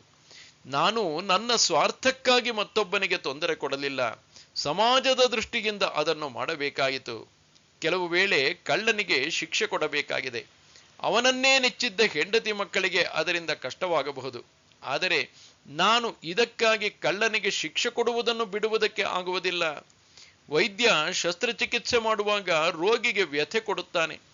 ಕೆಲವು ವೇಳೆ ಮನುಷ್ಯರಲ್ಲಿರುವ ನ್ಯೂನತೆಯನ್ನು ಎತ್ತಿ ತೋರುವಾಗ ಅವರು ತುಂಬಾ ವ್ಯಥೆ ಪಡುವರು. ಆದರೆ ಇವೆಲ್ಲ ಸಮಾಜದಲ್ಲಿ ಮಾಡಲೇಬೇಕಾದ ಅನಿವಾರ್ಯ ಕಾರ್ಯಗಳು. ಯಾವಾಗಲೂ ಪ್ರಿಯವಾದ ಕೆಲಸಗಳೇ ನಮ್ಮ ಪಾಲಿಗೆ ಬರುವುದಿಲ್ಲ. ಕೆಲವು ವೇಳೆ ಅಪ್ರಿಯವಾದ ಕೆಲಸಗಳು ನಮಗೆ ಬರುವವು. ಆದರೆ ಅದನ್ನು ಮಾಡುವಾಗ ನಮ್ಮಲ್ಲಿ ಯಾವ ಸ್ವಾರ್ಥವೂ ಇಲ್ಲದೆ ಇದ್ದರೆ ನಾವು ಅದಕ್ಕೆ ವ್ಯಥೆ ಪಡಬೇಕಾಗಿಲ್ಲ. ಸಹಜಂ ಕರ್ಮ ಕೌಂತೇಯ ಸದೋಷಮಪಿ ನ ತ್ಯಜೇತ್ ಸರ್ವಾರಂಭಾ ಹಿ ದೋಷೇಣ ಧೂಮೇನಾಗ್ನಿರಿವಾವೃತಾಃ. ಅರ್ಜುನ, ಸಹಜವಾಗಿ ಪ್ರಾಪ್ತವಾದ ಕರ್ಮ ದೋಷದಿಂದ ಕೂಡಿದ್ದರೂ ಅದನ್ನು ಬಿಡಕೂಡದು. ಏಕೆಂದರೆ ಅಗ್ನಿಯೊಂದಿಗೆ ಹೊಗೆ ಇರುವಂತೆ ಸಕಲ ಕರ್ಮಗಳೊಂದಿಗೆ ದೋಷಗಳು ಇರುತ್ತವೆ. ನನ್ನ ಪಾಲಿಗೆ ಬಂದ ಕರ್ಮವನ್ನು ಮಾಡುವಾಗ ಕೆಲವು ದೋಷಗಳು ಇರಬಹುದು, ಆದರೆ ಅದನ್ನು ಬಿಟ್ಟು ಬೇರೆ ಕರ್ಮವನ್ನು ತೆಗೆದುಕೊಂಡರೆ ಅಲ್ಲಿ ದೋಷವಿರುವುದಿಲ್ಲ ಎಂದು ಹೇಗೆ ಹೇಳಬಹುದು? ಒಂದು ಕೆಲಸಕ್ಕೆ ಇಷ್ಟೊಂದು ತರಬೇತನ್ನು ತೆಗೆದುಕೊಂಡು ಮಾಡುವಾಗಲೇ ಇಷ್ಟು ದೋಷಗಳು ಇರುವಾಗ ಯಾವ ತರಬೇತೂ ಇಲ್ಲದೆ ಇನ್ನೊಬ್ಬನ ಕೆಲಸಕ್ಕೆ ಕೈ ಹಾಕಿದರೆ ಅದನ್ನು ಹೇಗೆ ಚೆನ್ನಾಗಿ ಮಾಡುವುದು? ಏನೋ ಒಂದು ವೇಳೆ ಅದು ಸುಲಭವಾದಾಗ ಅದನ್ನು ಸರಿಯಾಗಿ ಮಾಡಬಹುದು. ಅನಂತರ ಜಟಿಲ ಸಮಸ್ಯೆಗಳು ಉದ್ಭವಿಸಿದಾಗ ಅದನ್ನು ಎದುರಿಸುವುದಕ್ಕೆ ನಾವು ಯೋಗ್ಯತೆಯನ್ನು ಸಂಪಾದಿಸಿಕೊಂಡಿಲ್ಲ. ಎಲ್ಲಾ ಕರ್ಮಗಳಲ್ಲಿಯೂ ಪ್ರಾರಂಭದಲ್ಲಿ ದೋಷಗಳು ಇದ್ದೇ ಇರುತ್ತವೆ. ಬೆಂಕಿ ಉರಿಯುವುದಕ್ಕೆ ಮುಂಚೆ ಹೊಗೆಯಾಡುವುದು, ಅನಂತರ ಚೆನ್ನಾಗಿ ಉರಿಯುವುದು. ಅದರಂತೆಯೇ ಮುಂಚೆ ಕೆಲಸವನ್ನು ಮಾಡುತ್ತಿರುವಾಗ ನ್ಯೂನತೆಗಳು ಅನಿವಾರ್ಯ. ಅದು ಕ್ರಮೇಣ ಅನುಭವದಿಂದ ಕಡಿಮೆಯಾಗುವುದು. ಈಗ ತಾನೇ ಮೆಡಿಕಲ್ ಕಾಲೇಜಿನಿಂದ ಬಂದ ವೈದ್ಯ ಮೊದಲು ಕೆಲಸ ಮಾಡುವಾಗ ಕೆಲವು ತಪ್ಪುಗಳನ್ನು ಮಾಡುತ್ತಾನೆ. ಅದಕ್ಕೆ ಅಂಜಿ ಅವನು ಆ ಕೆಲಸವನ್ನು ಬಿಟ್ಟು ಬಿಟ್ಟರೆ ವೈದ್ಯಕೀಯ ವೃತ್ತಿಯಲ್ಲಿ ಮುಂದುವರಿಯುವುದಕ್ಕೆ ಆಗುವುದಿಲ್ಲ. ತಪ್ಪಿನಿಂದ ಕಲಿತುಕೊಂಡು ಕ್ರಮೇಣ ಅದನ್ನು ಮಾಡದಂತೆ ನೋಡಿಕೊಳ್ಳಬೇಕು. ಎಲ್ಲಾ ವೃತ್ತಿಗಳಲ್ಲಿಯೂ ಪ್ರಾರಂಭದಲ್ಲಿ ತಪ್ಪುಗಳನ್ನು ಮಾಡದವರೇ ಇಲ್ಲ. ತಪ್ಪಿನ ಮೂಲಕವಾಗಿಯೇ ನಾವು ಸರಿಯಾಗಿ ಮಾಡುವುದನ್ನು ಕಲಿಯಬೇಕು. ತಪ್ಪು ಮಾಡುವುದಕ್ಕೆ ಅಂಜಿದರೆ ನಾವು ಯಾವ ಮಾರ್ಗದಲ್ಲಿಯೂ ಮುಂದುವರಿಯುವುದಕ್ಕೆ ಆಗುವುದಿಲ್ಲ. ತಪ್ಪೇ ಜಯಕ್ಕೆ ಮೆಟ್ಟಿಲು. ಅಂದರೆ ನಾವು ಬೇಕೆಂದೇ ತಪ್ಪು ಮಾಡಬಾರದು. ಕೆಲಸ ಮಾಡುವಾಗ ತಪ್ಪಾದರೆ ಅದಕ್ಕಾಗಿ ಸುಮ್ಮನೆ ಕೊರಗುತ್ತಿದ್ದರೆ ಪ್ರಯೋಜನವಿಲ್ಲ. ಅಸಕ್ತ ಬುದ್ಧಿ ಸರ್ವತ್ರ ಜಿತಾತ್ಮ ವಿಗತ ಸ್ಪೃಹಃ ನೈಷ್ಕರ್ಮ್ಯ ಸಿದ್ಧಿಂ ಪರಮಾಂ ಸನ್ಯಾಸೇನಾಧಿಗಚ್ಚತಿ. ಯಾವುದರಲ್ಲಿಯೂ ಆಸಕ್ತಿ ಇಡದವನು, ಮನಸ್ಸನ್ನು ಜಯಿಸಿದವನು, ಆಸೆ ಇಲ್ಲದವನು ಸನ್ಯಾಸದ ಮೂಲಕ ನೈಷ್ಕರ್ಮ್ಯ ಸಿದ್ಧಿಯನ್ನು ಹೊಂದುತ್ತಾನೆ. ಕರ್ಮವನ್ನು ಸರಿಯಾದ ರೀತಿಯಲ್ಲಿ ಮಾಡುತ್ತಾ ಹೋದರೆ ಕೊನೆಗೆ ಕರ್ಮ ನಮ್ಮಿಂದ ಬಿದ್ದು ಹೋಗುವ ಸ್ಥಿತಿ ಬರುತ್ತದೆ. ಅದೇ ನೈಷ್ಕರ್ಮ್ಯ ಸಿದ್ಧಿ. ಕರ್ಮವನ್ನು ಸರಿಯಾದ ರೀತಿಯಲ್ಲಿ ಮಾಡುವುದು ಎಂದರೆ ಏನು ಎಂಬುದನ್ನು ವಿವರಿಸುವನು. ಆಸಕ್ತಿಯನ್ನು ಇಡದೇ ಇರುವುದು. ಕರ್ಮದಿಂದ ಬರುವ ಫಲದ ಮೇಲೆ ಅವನಿಗೆ ಆಸಕ್ತಿ ಇಲ್ಲ. ಕರ್ಮವನ್ನು ಮಾಡುವುದಕ್ಕೆ ಮಾತ್ರ ನನಗೆ ಅಧಿಕಾರ, ಅದರಿಂದ ಬರುವ ಫಲಕ್ಕೆ ಅಲ್ಲ ಎಂಬುದನ್ನು ಅವನು ಚೆನ್ನಾಗಿ ಅರಿತಿರುವನು. ಅವನು ತನ್ನ ಮನಸ್ಸನ್ನು ಚೆನ್ನಾಗಿ ನಿಗ್ರಹಿಸಿರುವನು. ಅದು ಸಿಕ್ಕಿದ ಕಡೆ ಹೋಗುವುದಕ್ಕೆ ಆಗುವುದಿಲ್ಲ. ಯಾವಾಗಲೂ ಭಗವಂತನ ಕಡೆಗೆ ಹೋಗುವಂತೆ ಮಾಡಿಕೊಂಡಿರುವನು. ಅವನು ಯಾವ ಕೆಲಸವನ್ನು ಮಾಡುತ್ತಿದ್ದರೂ ಮನಸ್ಸು ವಿಷಯ ವಸ್ತುಗಳನ್ನು ಬಿಟ್ಟು ಭಗವಂತನನ್ನು ಚಿಂತಿಸುತ್ತಿರುವುದು. ಅವನು ಮನಸ್ಸಿನಲ್ಲಿ ಯಾವ ಆಸೆ ಆಕಾಂಕ್ಷೆಗಳನ್ನು ಇಟ್ಟುಕೊಂಡಿಲ್ಲ. ಅವನ ಬಾಳೆಲ್ಲ ಭಗವದಿಚ್ಛೆಗೆ ಅಧೀನ. ಅವನು ಸನ್ಯಾಸದ ಮೂಲಕ ಕೆಲಸವನ್ನು ಮಾಡದೇ ಇರುವ ಸ್ಥಿತಿಗೆ ಬಂದಿದ್ದಾನೆ. ನೈಷ್ಕರ್ಮ್ಯ ಸಿದ್ಧಿಸಿದೆ ಎಂದರೆ ಅವನು ಬದುಕಿರುವ ಪರ್ಯಂತರ ಏನನ್ನು ಕೆಲಸ ಮಾಡದೆ ಕಳೆಯುತ್ತಾನೆಯೇ? ಇಲ್ಲ, ಕೆಲಸ ಮಾಡುತ್ತಾನೆ. ಆದರೆ ಅದರಿಂದ ತಾನು ಏನನ್ನೋ ಪಡೆಯಬೇಕೆಂಬುದಲ್ಲ. ಕೆಲಸ ಮಾಡದೇ ಇದ್ದರೆ ಅವನಿಗೆ ನಷ್ಟವಿಲ್ಲ, ಕೆಲಸ ಮಾಡಿದರೆ ಅವನಿಗೆ ಲಾಭವಿಲ್ಲ. ಆದರೂ ಉಸಿರಾಡುವವರೆಗೆ ಲೋಕ ಕಲ್ಯಾಣಕ್ಕಾಗಿ ಯಾವುದಾದರೂ ಕೆಲಸದಲ್ಲಿ ನಿರತನಾಗಿರಬಹುದು. ನಿರತನಾಗಿರಲೇಬೇಕೆಂಬ ನಿಯಮವಿಲ್ಲ. ಇನ್ನು ಮೇಲೆ ಅವನ ಖುಷಿ. ಮಾಡಬೇಕೆನಿಸಿದರೆ ಮಾಡುತ್ತಾನೆ, ಇಲ್ಲದೇ ಇದ್ದರೆ ಇಲ್ಲ. ಅವನು ಎಲ್ಲ ಕಟ್ಟು ಕಾಯಿದೆಗಳಿಗೆ ಅತೀತ, ಶಾಸ್ತ್ರಗಳಿಗೆ ಅತೀತ. ಅವನು ಮುಕ್ತಾತ್ಮ. ಅವನನ್ನು ಬಂಧಿಸುವುದು ಯಾವುದೂ ಇಲ್ಲ. ಸಿದ್ಧಿಂ ಪ್ರಾಪ್ತೋ ಯಥಾ ಬ್ರಹ್ಮ ತಥಾಪ್ನೋತಿ ನಿಬೋಧ ಮೇ ಸಮಾಸೇನೈವ ಕೌಂತೇಯ ನಿಷ್ಠಾ ಜ್ಞಾನಸ್ಯ ಯಾ ಪರಾ. ಅರ್ಜುನ, ಸಿದ್ಧಿಯನ್ನು ಹೊಂದಿದವನು ಜ್ಞಾನದ ಪರಮನಿಷ್ಠೆಯಾದ ಬ್ರಹ್ಮವನ್ನು ಹೇಗೆ ಹೊಂದುವನು ಅದನ್ನು ಸಂಕ್ಷೇಪವಾಗಿ ನನ್ನಿಂದ ತಿಳಿದುಕೋ. ಇಲ್ಲಿ ಸಿದ್ಧಿಯನ್ನು ಹೊಂದಿದವನು ಎಂದರೆ ಪರಮಾತ್ಮನ ಸಾಕ್ಷಾತ್ಕಾರವನ್ನು ಪಡೆದವನು ಎಂದಲ್ಲ. ಅವನನ್ನು ಪಡೆಯುವುದಕ್ಕೆ ಬೇಕಾಗುವ ಯೋಗ್ಯತೆಯನ್ನು ಪಡೆದವನು ಎಂದರ್ಥ. ಸ್ವಕರ್ಮದಿಂದ ಈಶ್ವರನನ್ನು ಪೂಜಿಸಿ ಮನಸ್ಸನ್ನು ಅಣಿ ಮಾಡಿಕೊಂಡವನು. ಬುದ್ಧ್ಯಾ ವಿಶುದ್ಧಯಾ ಯುಕ್ತಃ ಧೃತ್ಯಾತ್ಮಾನಂ ನಿಯಮ್ಯ ಚ ಶಬ್ದಾದೀನ್ ವಿಷಯಾಂ ತ್ಯಕ್ತ್ವಾ ರಾಗದ್ವೇಷೌ ವ್ಯುದಸ್ಯ ಚ ವಿವಿಕ್ತಸೇವಿ ಲಗ್ಭಾಷೀ ಯತ ವಾಕ್ಕಾಯ ಮಾನಸಃ ಧ್ಯಾನಯೋಗ ಪರೋ ನಿತ್ಯಂ ವೈರಾಗ್ಯಂ ಸಮುಪಾಶ್ರಿತಃ ಅಹಂಕಾರಂ ಬಲಂ ದರ್ಪಂ ಕಾಮಂ ಕ್ರೋಧಂ ಪರಿಗ್ರಹಂ ವಿಮುಚ್ಯ ನಿರ್ಮಮಃ ಶಾಂತಃ ಬ್ರಹ್ಮಭೂಯಾಯ ಕಲ್ಪತೆ. ವಿಶುದ್ಧವಾದ ಬುದ್ಧಿಯಿಂದ ಕೂಡಿ ಧೃತಿಯಿಂದ ತನ್ನನ್ನು ನಿಗ್ರಹಿಸಿ ಶಬ್ದಾದಿ ವಿಷಯಗಳನ್ನು ಬಿಟ್ಟು ರಾಗ ದ್ವೇಷಗಳನ್ನು ನಿರಾಕರಿಸಿ ನಿರ್ಜನ ಪ್ರದೇಶದಲ್ಲಿ ವಾಸ ಮಾಡುತ್ತಾ ಮಿತಾಹಾರಿಯಾಗಿ ವಾಕ್, ಶರೀರ, ಮನಸ್ಸು ಇವುಗಳನ್ನು ನಿಗ್ರಹಿಸಿ ಯಾವಾಗಲೂ ಧ್ಯಾನಯೋಗದಲ್ಲಿ ನಿರತನಾಗಿ ವೈರಾಗ್ಯಪರನಾಗಿ ಅಹಂಕಾರ, ಬಲ, ದರ್ಪ, ಕಾಮ, ಕ್ರೋಧ, ಪರಿಗ್ರಹ ಇವುಗಳನ್ನು ತ್ಯಜಿಸಿ ಮಮತೆ ಇಲ್ಲದೆ ಶಾಂತನಾಗಿ ಬ್ರಹ್ಮ ಭಾವವನ್ನು ಹೊಂದಲು ಯೋಗ್ಯನಾಗುತ್ತಾನೆ. ಅವನು ತನ್ನ ಬುದ್ಧಿಯನ್ನು ಪರಿಶುದ್ಧಗೊಳಿಸಬೇಕು. ಬುದ್ಧಿಯ ಕೊಳೆಯನ್ನೆಲ್ಲ ತೆಗೆಯಬೇಕು. ಬುದ್ಧಿ ಕೇವಲ ಸತ್ಯವನ್ನು ತಿಳಿದುಕೊಳ್ಳಬೇಕೆಂದು ಇಚ್ಛಿಸಬೇಕೇ ಹೊರತು ತನಗೆ ಪ್ರಿಯವಾದುದನ್ನು ಸತ್ಯವೆಂದು ಸಮರ್ಥಿಸಕೂಡದು. ಲಾಯರು ಬುದ್ಧಿವಂತ, ಆದರೆ ಅವನ ದೃಷ್ಟಿ ಸತ್ಯವನ್ನು ತಿಳಿದುಕೊಳ್ಳುವುದಲ್ಲ. ತನ್ನ ಕಕ್ಷಿ ಏನನ್ನು ಹೇಳುತ್ತಾನೋ ಅದನ್ನು ನ್ಯಾಯ ಎಂದು ನ್ಯಾಯಾಲಯದಲ್ಲಿ ಸಮರ್ಥಿಸುವುದು. ಆದರೆ ನ್ಯಾಯಾಧಿಪತಿಗೆ ಯಾವ ಕಕ್ಷಿಯ ಮೇಲೂ ಮನಸ್ಸಿಲ್ಲ. ಅವನು ಸತ್ಯವನ್ನು ಮಾತ್ರ ತಿಳಿದುಕೊಳ್ಳ ಬಯಸುವನು. ಹಾಗೆಯೇ ದೇವರೆಡೆಗೆ ಹೋಗುವವನ ಬುದ್ಧಿ ಸತ್ಯದ ವಿನಃ ಬೇರಾವ ಕಡೆಗೂ ಹೋಗಕೂಡದು.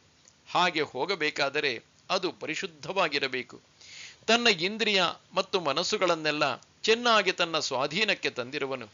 ವಿಷಯ ವಸ್ತುವಿನ ಕಡೆ ಅದನ್ನು ಬಿಡುವುದಿಲ್ಲ. ಇದಕ್ಕೆ ಅದ್ಭುತವಾದ ಮಾನಸಿಕ ಶಕ್ತಿ ಬೇಕು. ಚಿತ್ತ ಸಂಪೂರ್ಣ ಇವನ ವಶವಾಗಿ ಇವನು ಹೇಳಿದತ್ತ ಹೋಗಬೇಕು. ಈ ಚಿತ್ತ ಸ್ವಾಧೀನತೆ ಅತ್ಯಂತ ಮುಖ್ಯವಾದುದು ದೇವರ ಕಡೆ ಹೋಗುವವನಿಗೆ. ಅವನು ರಾಗ ದ್ವೇಷಗಳನ್ನು ನಿರಾಕರಿಸಿರುವವನು.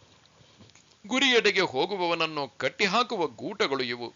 ರಾಗ ದ್ವೇಷ ಎರಡೂ ಗೂಟವೇ. ಒಂದು ಪ್ರಿಯವಾಗಿರುವುದು, ಮತ್ತೊಂದು ಅಪ್ರಿಯವಾಗಿರುವುದು. ಆದರೆ ಎರಡೂ ನಮ್ಮ ಮನಸ್ಸಿನ ಶಕ್ತಿ ವ್ಯಯವಾಗುವುದಕ್ಕೆ ಇರುವ ರಂಧ್ರಗಳು. ಇವು ದೇವರನ್ನು ಮರೆಸುವವು. ಅವನಲ್ಲದ ವಸ್ತುವಿನಿಂದ ಮನಸ್ಸನ್ನು ತುಂಬಿಕೊಳ್ಳುವಂತೆ ಮಾಡುವವು. ಯಾವಾಗ ತೇಲುವ ತೆಪ್ಪದಲ್ಲಿ ತೂತಾಗುವುದೋ ಆಗ ಹೊರಗಿನ ನೀರು ಅದರೊಳಗೆ ಕ್ರಮೇಣ ನುಗ್ಗಿ ದೋಣಿಯನ್ನು ಮುಳುಗಿಸುವುದು. ಹಾಗೆಯೇ ರಾಗ ದ್ವೇಷಗಳು ರಂಧ್ರಗಳಿದ್ದಂತೆ. ಆ ರಂಧ್ರದ ಮೂಲಕ ಪ್ರಾಪಂಚಿಕ ವಸ್ತುಗಳು ಬಂದು ತುಂಬಿಕೊಂಡು ಜೀವನದ ದೋಣಿಯನ್ನು ಸಂಸಾರದಲ್ಲಿ ಮುಳುಗಿಸುವವು. ಪ್ರಯಾಣ ಹೊರಡುವುದಕ್ಕೆ ಮುಂಚೆ ಈ ಎರಡು ರಂಧ್ರಗಳನ್ನು ಅವನು ಮುಚ್ಚುವನು. ಶಬ್ದ, ಸ್ಪರ್ಶ, ರೂಪ, ರಸ, ಗಂಧ ಇವುಗಳನ್ನು ಬಂಧನದಲ್ಲಿರುವಾಗ ಬೇಕಾದಷ್ಟು ಅನುಭವಿಸಿದ್ದಾನೆ. ಇವುಗಳಿಂದ ತಾತ್ಕಾಲಿಕ ಸಮಾಧಾನವಷ್ಟೇ, ಎಂದಿಗೂ ತೃಪ್ತಿ ಬರಲಿಲ್ಲ. ಎಷ್ಟು ಅನುಭವಿಸಿದರೂ ಇನ್ನೂ ಅನುಭವಿಸಬೇಕೆಂದಿರುವುದೇ ಹೊರತು ಸಾಕು ಎನ್ನುವುದಿಲ್ಲ. ಪ್ರತಿಯೊಂದು ಸುಖ ಅನುಭವಿಸಿದಾಗಲೂ ಇದು ಹೊಸ ಸಂಸ್ಕಾರವನ್ನು ಮನಸ್ಸಿನ ಮೇಲೆ ಬಿಡುವುದು. ಆ ಸಂಸ್ಕಾರ ನಮ್ಮ ಅನುಭವದಿಂದ ಬಲವಾಗುತ್ತಾ ಬರುವುದೇ ಹೊರತು ಅದು ಎಂದೆಂದಿಗೂ ಕ್ಷೀಣವಾಗುವುದಿಲ್ಲ. ಅದನ್ನು ಉಪವಾಸದಿಂದ ಸಾಯಿಸಬೇಕೇ ಹೊರತು ಕೇಳಿದ್ದನ್ನೆಲ್ಲ ಕೊಡುತ್ತಿದ್ದರೆ ಅದು ಕೊಬ್ಬುವುದು. ಇನ್ನು ಮೇಲೆ ಅವನು ವಿಷಯ ವಸ್ತುವಿಗೆ ವಿಮುಖನಾಗಿದ್ದಾನೆ. ದೇವರ ಕಡೆಗೆ ಹೋಗಬೇಕಾದರೆ ವಿಷಯ ವಸ್ತುವಿಗೆ ಬೆನ್ನು ತೋರಬೇಕು. ರಾಮ ಮತ್ತು ಕಾಮ ಎರಡನ್ನು ಒಂದು ಕಡೆ ಸೇರಿಸುವುದಕ್ಕೆ ಆಗುವುದಿಲ್ಲ. ಒಂದು ಇದ್ದರೆ ಮತ್ತೊಂದು ಇರುವುದಕ್ಕೆ ಆಗುವುದಿಲ್ಲ. ಅವನು ಹೆಚ್ಚು ನಿರ್ಜನ ಪ್ರದೇಶವನ್ನು ಪ್ರೀತಿಸುವನು. ಅಲ್ಲಿ ಅವನ ಚಿತ್ತ ಸ್ವಾಸ್ಥ್ಯಕ್ಕೆ ಭಂಗ ತರುವ ಯಾವ ಗಲಾಟೆಯೂ ಇರುವುದಿಲ್ಲ. ನಿರಾತಂಕವಾಗಿ ಏಕಾಗ್ರತೆಯಿಂದ ಭಗವಂತನನ್ನು ಚಿಂತಿಸುವುದಕ್ಕೆ ಸಾಧ್ಯವಾಗುವುದು. ಎಂತಹ ಒಳ್ಳೆಯ ಸಹವಾಸವಾದರೂ ಯಾವಾಗಲೂ ಒಳ್ಳೆಯದಲ್ಲ. ಅವರೊಡನೆ ಇರುವಾಗ ಏನನ್ನಾದರೂ ಮಾತನಾಡಬೇಕಾಗುವುದು. ಮಾತನಾಡದೇ ಇದ್ದರೆ ಅವರು ಅನ್ಯಥಾ ಭಾವಿಸುವರು. ಆಗ ಮನಸ್ಸಿನ ಏಕಾಗ್ರತೆಗೆ ಭಂಗ ಬರುವುದು. ಆದ ಕಾರಣವೇ ಅವನು ಏಕಾಂಗಿಯಾಗಿರಲು ಆಶಿಸುವನು. ಅವನು ಮಿತಾಹಾರಿ. ಯೋಗ ಜೀವನಕ್ಕೆ ಇದು ಅತ್ಯವಶ್ಯಕ. ನಾವು ಹಿಂದಿನ ಧ್ಯಾನ ಯೋಗದಲ್ಲೇ ಇದನ್ನು ನೋಡಿರುವೆವು. ಯಾರು ಹೆಚ್ಚು ಊಟ ಮಾಡುವರೋ ಅಥವಾ ಯಾರು ಕಡಿಮೆ ಊಟ ಮಾಡುವರೋ ಅವರಿಬ್ಬರಿಗೂ ಯೋಗ ಸಾಧ್ಯವಿಲ್ಲ. ಅತಿ ಊಟ ಮಾಡುವವನು ಸೋಮಾರಿಯಾಗುತ್ತಾನೆ. ಅವನ ಶಕ್ತಿಯ ಬಹುಭಾಗ ತಿಂದ ಆಹಾರವನ್ನು ಅರಗಿಸುವುದಕ್ಕೆ ಬೇಕಾಗುವುದು. ಇನ್ನು ತಲೆ ಕಡೆ ಹೋಗುವುದಕ್ಕೆ ಹೆಚ್ಚು ಉಳಿಯುವುದಿಲ್ಲ. ತುಂಬ ಕಡಿಮೆ ಊಟ ಮಾಡುವವನ ಸ್ಥಿತಿ ಮತ್ತೂ ಶೋಚನೀಯವಾಗುವುದು. ಅಂಗಾಂಗಗಳು ಕ್ಷೀಣಿಸುವವು. ಮನಸ್ಸು ದುರ್ಬಲವಾಗುವುದು. ಮನಸ್ಸು ದುರ್ಬಲವಾದಾಗ ಯಾವ ಚೆಲ್ಲಾಪಿಲ್ಲಿಯೋ ಮೆದುಳಿನಲ್ಲಿ ಆಗುತ್ತಿರುವುದನ್ನು ಇವನು ಅತೀಂದ್ರಿಯ ಆಧ್ಯಾತ್ಮಿಕ ಅನುಭವ ಎಂದು ಭಾವಿಸುವನು. ರೇಡಿಯೋ ಕೆಟ್ಟು ಹೋಗಿದ್ದರೆ ಕೆಲವು ವೇಳೆ ಅದರ ಮೂಲಕ ಏನೇನೋ ಶಬ್ದಗಳು ಬರುತ್ತವೆ. ಅದನ್ನೇ ಒಂದು ಅದ್ಭುತ ಸಂಗೀತ ಎಂದು ಭಾವಿಸಿದಂತೆ ಮೊದಲು ದೇಹ ಗಟ್ಟಿಮುಟ್ಟಾಗಿರಬೇಕು. ಅದರ ಹಿಂದೆ ಶುದ್ಧವಾದ ಬಲವಾದ ಮನಸ್ಸು ಮತ್ತು ಬುದ್ಧಿಗಳಿರಬೇಕು. ಇದಕ್ಕೆ ಮಿತಾಹಾರ ಅತ್ಯವಶ್ಯಕ. ಮನಸ್ಸಿನ ಉದ್ವೇಗಕ್ಕೆಲ್ಲ ಕಾರಣ ಮಾತು, ಶರೀರ ಮತ್ತು ಮನಸ್ಸಿನ ಚಂಚಲತೆ. ಅವನು ಇವುಗಳನ್ನು ನಿಗ್ರಹಿಸುವನು. ಮನಸ್ಸಿಗೆ ಬಂದದ್ದನ್ನೆಲ್ಲ ಮಾತನಾಡಿದರೆ ಅನಂತರ ಎಂತಹ ಅಚಾತುರ್ಯವನ್ನು ನಾನು ಮಾಡಿದೆ ಎಂದು ಅದನ್ನೇ ಕುರಿತು ಪರಿತಪಿಸಬೇಕಾಗುವುದು. ಶರೀರವನ್ನು ಸುಮ್ಮನೆ ದಂಡಿಸಿದರೆ ಅದರಿಂದಲೇ ಹಲವು ಬಗೆಯ ರೋಗಾದಿಗಳೆಲ್ಲ ಬರುತ್ತವೆ. ಇನ್ನು ಮನಸ್ಸು, ಅದರ ಚಂಚಲತೆಯೇ ನಮ್ಮ ಎಲ್ಲಾ ದುರವಸ್ಥೆಗೆ ಕಾರಣ. ಈ ಮೂರನ್ನು ಮುಂಚೆಯೇ ನಿಗ್ರಹಿಸುವನು. ಅವನು ಯಾವಾಗಲೂ ಧ್ಯಾನ ಯೋಗದಲ್ಲೇ ನಿರತನಾಗಿರುತ್ತಾನೆ. ಧ್ಯಾನಕ್ಕೆ ಕುಳಿತಾಗ ಮಾತ್ರ ಅವನು ಧ್ಯಾನ ಮಾಡಿ ಇತರ ಕಾಲದಲ್ಲಿ ಬಾಹ್ಯ ವಸ್ತುಗಳಲ್ಲಿ ಮುಳುಗುವುದಿಲ್ಲ. ಇತರ ಕಾಲದಲ್ಲಿಯೂ ಮನಸ್ಸಿನ ಒಂದು ಭಾಗ ಧ್ಯಾನಾವಸ್ಥೆಯಲ್ಲಿಯೇ ಇರುವುದು. ಕೆಲವು ವೇಳೆ ಅದು ಎದ್ದು ಕಾಣುತ್ತದೆ, ಮತ್ತೆ ಕೆಲವು ವೇಳೆ ಮರಳಿನ ಕೆಳಗೆ ಇರುವ ನೀರಿನಂತೆ ಅಂತರ್ಮುಖವಾಗಿ ಭಗವಂತನನ್ನು ಕುರಿತು ಚಿಂತಿಸುತ್ತಿರುವುದು. ಧ್ಯಾನ ಮಾಡುವುದು ಅವನ ಮನಸ್ಸಿನ ಒಂದು ಸ್ವಭಾವವಾಗಿದೆ. ಕುಳಿತಿರಲಿ, ನಿಂತಿರಲಿ, ಏನಾದರೂ ಕೆಲಸ ಮಾಡುತ್ತಿರಲಿ, ಮನಸ್ಸಿನ ಬಹುಭಾಗ ಭಗವಂತನ ಕಡೆಗೆ ಹರಿಯುತ್ತಿರುವುದು. ಅವನು ವೈರಾಗ್ಯವನ್ನು ಆಶ್ರಯಿಸಿರುವನು. ಈ ಪ್ರಪಂಚದಲ್ಲಿ ಎಲ್ಲ ಭಯದಿಂದ ಕೂಡಿದೆ. ವೈರಾಗ್ಯ ಒಂದರಲ್ಲೇ ಅಭಯ ಇರುವುದು. ನಾವು ಸಂಗ್ರಹಿಸುತ್ತಾ ಹೋದಷ್ಟು ಭಾರ ಹೆಚ್ಚುವುದು, ಜವಾಬ್ದಾರಿ ಹೆಚ್ಚುವುದು. ನಾವು ದೇವರ ಕಡೆಗೆ ಹೋಗಬೇಕಾದರೆ ಹಗುರವಾಗಬೇಕು.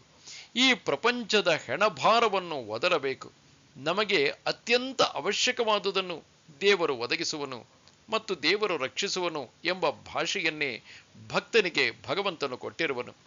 ನಾವೀಗ ಹೊರುತ್ತಿರುವ ಪ್ರಯೋಜನವಿಲ್ಲದ ಭಾರವೇ ಅಹಂಕಾರ, ಬಲ, ದರ್ಪ, ಕಾಮ, ಕ್ರೋಧ ಮತ್ತು ಪರಿಗ್ರಹ ಎಂಬವುಗಳು. ಇವು ನಮಗೆ ಶಾಂತಿಯನ್ನು ಕೊಡಲಾರವು, ಸುಖವನ್ನು ಕೊಡಲಾರವು. ಇವೆಲ್ಲ ಪ್ರಯೋಜನವಿಲ್ಲದ ವಸ್ತುಗಳು. ಭಗವಂತನ ಕಡೆಗೆ ಹೋಗುವ ದೃಷ್ಟಿಯಿಂದ ಈ ಭಾರದಿಂದ ಪಾರಾದರೆ ನಾವು ಹಗುರವಾಗಿ ದೇವರೆಡೆಗೆ ಬೇಗ ಹೋಗಬಹುದು. ಅಹಂಕಾರ ನನ್ನ ಸಮಾನ ಇಲ್ಲ ಎಂದು ಮೆರೆಯುವುದು. ಯಾವುದರಲ್ಲಿ ಇವನಿಗೆ ಸಮಾನವಿಲ್ಲವೋ ತಿಳಿಯದು. ವಿದ್ಯೆ, ಶಕ್ತಿ, ಐಶ್ವರ್ಯ, ಅಧಿಕಾರ ಎಲ್ಲದರಲ್ಲಿಯೂ ಇವನನ್ನು ಮೀರಿದವರು ಯಾರಾದರೂ ಇರುವರು. ಆದರೆ ಈ ಅಲ್ಪಮತಿ ತನ್ನಿಂದ ಕೆಳಗೆ ಇರುವವರೊಡನೆ ಹೋಲಿಸಿಕೊಂಡು ತನ್ನ ಸಮಾನ ಯಾರೂ ಇಲ್ಲ ಎಂದು ಭಾವಿಸುವನು. ಒಬ್ಬ ಬಡ ಗುಮಾಸ್ತ ಕೆಲಸವಿಲ್ಲದ ಮನುಷ್ಯನನ್ನು ನೋಡಿ ತಾನು ಅವನಿಗಿಂತ ಮೇಲು ಎಂದು ಹೆಮ್ಮೆಪಟ್ಟಂತೆ. ನಮ್ಮ ಅಹಂಕಾರ ಕುಗ್ಗಬೇಕಾದರೆ ನಮಗಿಂತ ಮೇಲಿರುವವರನ್ನು ನೋಡಬೇಕು. ಆಗ ನಮ್ಮಲ್ಲಿ ದೈನ್ಯತೆ ಮೂಡುವುದು. ನಮಗಿಂತ ಕೆಳಗಿರುವವರನ್ನು ನೋಡಿದರೆ ನಮ್ಮ ಸಮಾನ ಇಲ್ಲ ಎಂಬ ಅಹಂಕಾರ ಹುಟ್ಟುವುದು.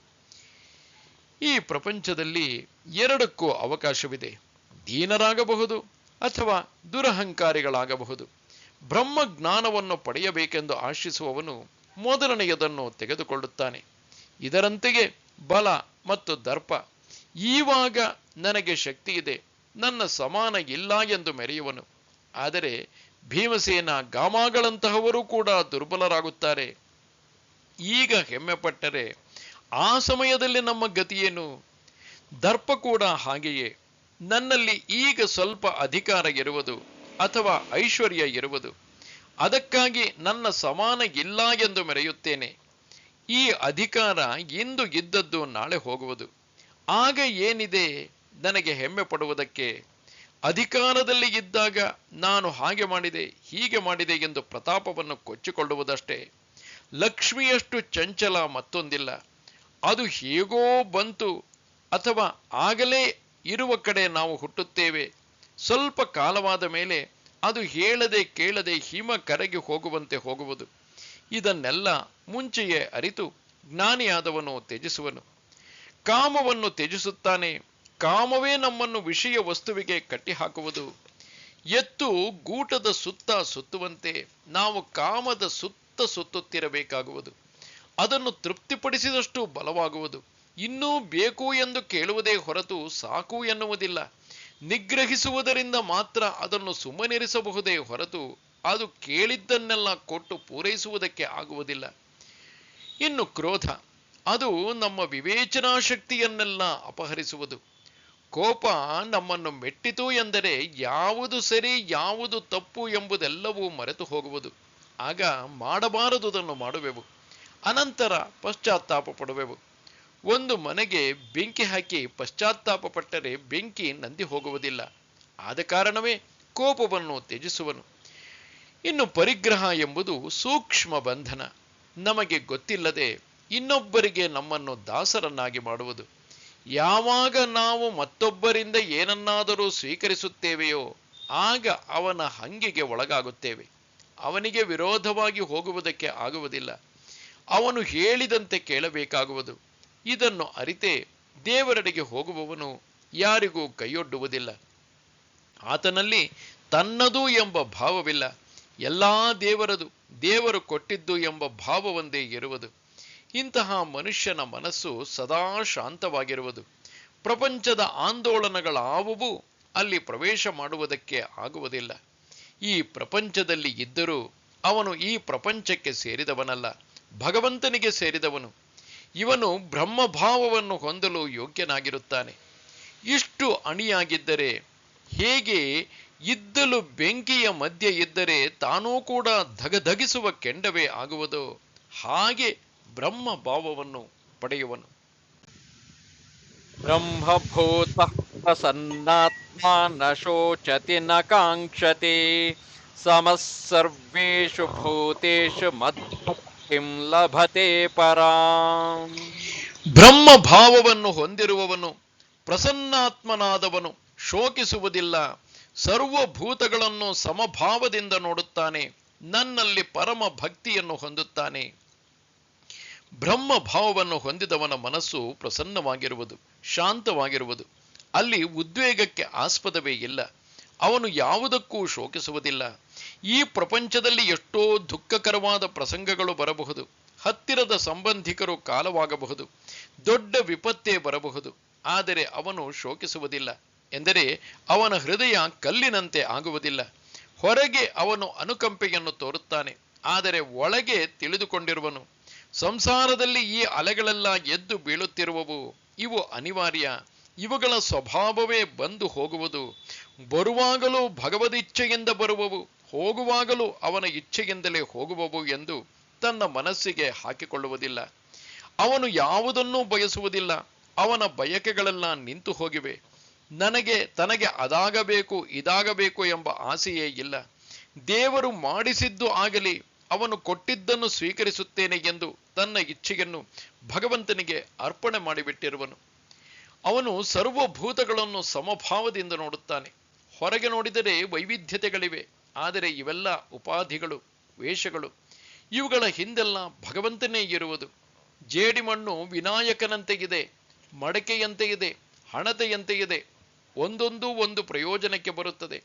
ಆದರೆ ಜೇಡಿಮಣ್ಣಿನ ದೃಷ್ಟಿಯಿಂದ ನೋಡಿದಾಗ ಎಲ್ಲವೂ ಒಂದೇ. ಅದರಂತೆಯೇ ಇವನು ನೋಡುವುದು ಪಾರಮಾರ್ಥಿಕ ದೃಷ್ಟಿಯಿಂದ. ಇಂತಹ ವ್ಯಕ್ತಿಗೆ ಭಗವಂತನ ಮೇಲೆ ಪರಮ ಭಕ್ತಿ ಉಂಟಾಗುವುದು. ಅವನು ಪ್ರೀತಿಗಾಗಿ ದೇವರನ್ನು ಪ್ರೀತಿಸುವನು. ಅವನಿಂದ ಲೌಕಿಕವಾದುದು ಯಾವುದನ್ನೂ ಆಶಿಸನು. ಅವನು ಭಗವತ್ ಪ್ರೇಮದಿಂದ ತುಂಬಿ ತುಳುಕಾಡುತ್ತಿರುವನು. ಒಂದು ಸ್ಪಂಜನ್ನು ನೀರಿನಲ್ಲಿ ಅದ್ದಿದರೆ ಅದು ಹೇಗೆ ನೀರನ್ನು ಹೀರಿಕೊಳ್ಳುವುದೋ, ಅದರೊಳಗೆ ಇರುವ ರಂಧ್ರದಲ್ಲೆಲ್ಲ ನೀರೇ ಓತಪ್ರೋತವಾಗಿರುವುದು. ಹಾಗೆ ಭಕ್ತಿ ಅಮೃತದಿಂದ ತುಂಬಿ ತುಳುಕುತ್ತಿರುವುದು ಅವನ ಹೃದಯ. ಭಕ್ತ್ಯಾ ಮಾಮಭಿಜಾನಾತಿ ಯಾವನ್ಯಸ್ತಾಸ್ಮಿ ತತ್ವತಃ ತತೋ ಮಾಂ ತತ್ವತೋ ಜ್ಞಾತ್ವಾ ವಿಶತೆ ತದನಂತರಂ. ಭಕ್ತಿಯ ಮೂಲಕ ನಾನು ಯಾರು ಮತ್ತು ಹೇಗಿದ್ದೇನೆ ಎಂಬುದನ್ನು ಯಥಾರ್ಥವಾಗಿ ಅರಿಯುತ್ತಾನೆ. ಈ ಮೂಲಕ ನನ್ನನ್ನು ತತ್ವತಃ ತಿಳಿದುಕೊಂಡು ನನ್ನನ್ನು ಪ್ರವೇಶಿಸುತ್ತಾನೆ. ಭಗವಂತನನ್ನು ತಿಳಿದುಕೊಳ್ಳುವುದಕ್ಕೆ ಭಕ್ತಿ ಅತ್ಯಂತ ಸುಲಭವಾದ ಸಾಧನ. ಅದರ ಮೂಲಕ ಅವನ ನಿಜ ಸ್ವರೂಪವನ್ನು ಅರಿಯಬಹುದು. ಅವನೇ ಸರ್ವವ್ಯಾಪಿ, ಸರ್ವಜ್ಞ, ಸರ್ವಶಕ್ತ ಎಂಬುದನ್ನೆಲ್ಲ ಅರಿಯುವನು. ಅವನು ಹೇಗೆ ಈ ಪ್ರಪಂಚದಲ್ಲಿದ್ದಾನೆ ಎಂಬುದನ್ನು ಅರಿಯುವನು. ದೇವರು ನಮ್ಮಿಂದ ಬೇರೆಯಾಗಿ ಯಾವುದೋ ಬೇರೆ ಲೋಕದಲ್ಲೋ ಸ್ಥಳದಲ್ಲೋ ಇಲ್ಲ. ಅವನು ಈ ಪ್ರಪಂಚದಲ್ಲೆಲ್ಲ ಓತಪ್ರೋತನಾಗಿದ್ದಾನೆ. ಆಕಾಶ ಹೇಗೆ ಎಲ್ಲವನ್ನೂ ವ್ಯಾಪಿಸಿಕೊಂಡಿದೆಯೋ ಅದರಂತೆ ವ್ಯಾಪಿಸಿರುವನು. ಮಜ್ಜಿಗೆಯಲ್ಲಿರುವ ಬೆಣ್ಣೆಯಂತೆ, ಎಳ್ಳಿನ ಬೀಜದಲ್ಲಿರುವ ಎಣ್ಣೆಯಂತೆ ಈ ಪ್ರಪಂಚದಲ್ಲಿ ಹಾಸುಹೊಕ್ಕಾಗಿದ್ದಾನೆ. ಇಂತಹ ಭಗವಂತನನ್ನು ಯಥಾರ್ಥವಾಗಿ ಅರಿಯುವನು. ಶ್ರೀರಾಮಕೃಷ್ಣರು ಹೇಳಿದಂತೆ, ಹಾಲನ್ನು ಕೇಳಿದವರು ಇರುವರು, ನೋಡಿದವರೂ ಇರುವರು, ಅದನ್ನು ಕುಡಿದವರೂ ಇರುವರು. ಆದರೆ ಭಗವಂತನ ಹೆಸರನ್ನು ಕೇಳಿದವರೂ ಇರುವರು. ಯಾವಾಗಲೋ ಒಮ್ಮೆ ಮಿಂಚಿನಂತೆ ಅವರ ಮನಸ್ಸು ತಿಳಿಯಾದಾಗ ಅವನನ್ನು ನೋಡಿದವರು ಕೆಲವರು ಮಾತ್ರ. ಆದರೆ ಯಾರು ಭಗವಂತನಲ್ಲೇ ಅನುಗಾಲ ವಿಹರಿಸುವರೋ ಅವರಿಗೆ ಮಾತ್ರ ಅವನು ಹೇಗಿರುವನೋ ಹಾಗೆಯೇ ತಿಳಿದುಕೊಳ್ಳಲು ಸಾಧ್ಯ. ಯಾವಾಗ ಅವನ ನೈಜ ಸ್ವಭಾವವನ್ನು ಅರಿತಿರುವರೋ ಆಗ ಅವನನ್ನು ಪ್ರವೇಶಿಸುವರು ಎಂದರೆ ಅದೇ ಆಗುವರು. ಯಾರು ಬ್ರಹ್ಮವನ್ನು ಅನುಭವಿಸುವರೋ ಪ್ರವೇಶಿಸುವರೋ ಅವರು ಬ್ರಹ್ಮವೇ ಆಗುತ್ತಾರೆ. ಸೌದೆ ಉರಿಯುವ ಒಲೆಗೆ ಬಿದ್ದರೆ ಅದು ಉರಿಯುವ ಕೊಳ್ಳಿಯಾಗುವಂತೆ, ನದಿ ಸಾಗರಕ್ಕೆ ಬಿದ್ದರೆ ಅದು ಸಾಗರವಾಗುವಂತೆ ಇವರು. ಸರ್ವಕರ್ಮಾಣ್ಯಪಿ ಸದಾ ಕುರ್ವಾಣೋ ಮದ್ವ್ಯಪಾಶ್ರಯಃ ಮತ್ಪ್ರಸಾದಾದವಾಪ್ನೋತಿ ಶಾಶ್ವತಂ ಪದಮವ್ಯಯಂ. ಯಾವಾಗಲೂ ಎಲ್ಲ ಕರ್ಮಗಳನ್ನು ಮಾಡುತ್ತಿದ್ದರೂ ನನ್ನನ್ನೇ ಆಶ್ರಯಿಸುವವನು ನನ್ನ ಪ್ರಸಾದದಿಂದ ಶಾಶ್ವತವೂ ಅವ್ಯಯವೂ ಆದ ಪದವನ್ನು ಹೊಂದುತ್ತಾನೆ. ಭಗವಂತನನ್ನು ತತ್ವತಃ ತಿಳಿದವನಾದರೂ ಅವನು ಎಲ್ಲಿಯವರೆಗೆ ಈ ಪ್ರಪಂಚದಲ್ಲಿ ಇರುವನೋ ಅಲ್ಲಿಯವರೆಗೆ ತನ್ನ ಪಾಲಿಗೆ ಬಂದ ಕರ್ತವ್ಯವನ್ನು ಮಾಡುತ್ತಿರುವನು. ಅವನು ಅಚ್ಚುಕಟ್ಟಾಗಿ ಭಗವದರ್ಪಣ ಭಾವದಿಂದ ಮಾಡುತ್ತಿರುವನು. ಶ್ರೀರಾಮಕೃಷ್ಣರು ಒಂದು ಉದಾಹರಣೆಯನ್ನು ಕೊಡುವರು. ಯಾರನ್ನೋ ಯಾವುದೋ ತಪ್ಪಿಗೆ ಜೈಲಿಗೆ ಹಾಕಿದ್ದರು. ಅಲ್ಲಿಂದ ಬಿಡುಗಡೆಯಾದ ಮೇಲೆ ಅವನೇನು ಥಕಥೈ ಎಂದು ಕುಣಿದಾಡುವನೇ? ಹಿಂದೆ ಯಾವ ವೃತ್ತಿಯ ಮೂಲಕ ಜೀವನೋಪಾಯವನ್ನು ಮಾಡುತ್ತಿದ್ದನೋ ಅದೇ ಕೆಲಸವನ್ನು ಮಾಡುವನು. ಹಾಗೆಯೇ ಮುಕ್ತನು ಹಿಂದೆ ಮಾಡುತ್ತಿದ್ದ ಕೆಲಸವನ್ನೇ ಮಾಡುವನು. ಆದರೆ ಹಾಗೆ ಮಾಡುವಾಗ ಯಾವಾಗಲೂ ಭಗವಂತನನ್ನೇ ಆಶ್ರಯಿಸುವನು. ಅವನ ಕೈಯನ್ನು ಹಿಡಿದಿರುವನು, ಅವನನ್ನು ಬಿಟ್ಟಿರುವುದಿಲ್ಲ. ಭಗವಂತನ ದಯೆಯಿಂದ ಅವನಿಗೆ ಶಾಶ್ವತವಾದ ಪದವಿ ದೊರಕುವುದು. ಇನ್ನು ಮೇಲೆ ಅವನು ಸಂಸಾರ ಚಕ್ರಕ್ಕೆ ಸಿಕ್ಕುವುದಿಲ್ಲ. ದೇಶಕಾಲ ನಿಮಿತ್ತದ ಆಚೆ ಹೋಗುವನು. ಅವನು ಯಾವ ಬದಲಾವಣೆಗೂ ಸಿಕ್ಕುವುದಿಲ್ಲ. ನಮಸ್ತೆ ಶಾರದೆ ದೇವಿ ಕಾಶ್ಮೀರ ಪುರವಾಸಿನಿ ತ್ವಾಮಹಂ ಪ್ರಾರ್ಥೆಯೇ ನಿತ್ಯಂ ವಿದ್ಯಾದಾನಂಚ ದೇಹಿಮೆ. ನಮಸ್ಕಾರ.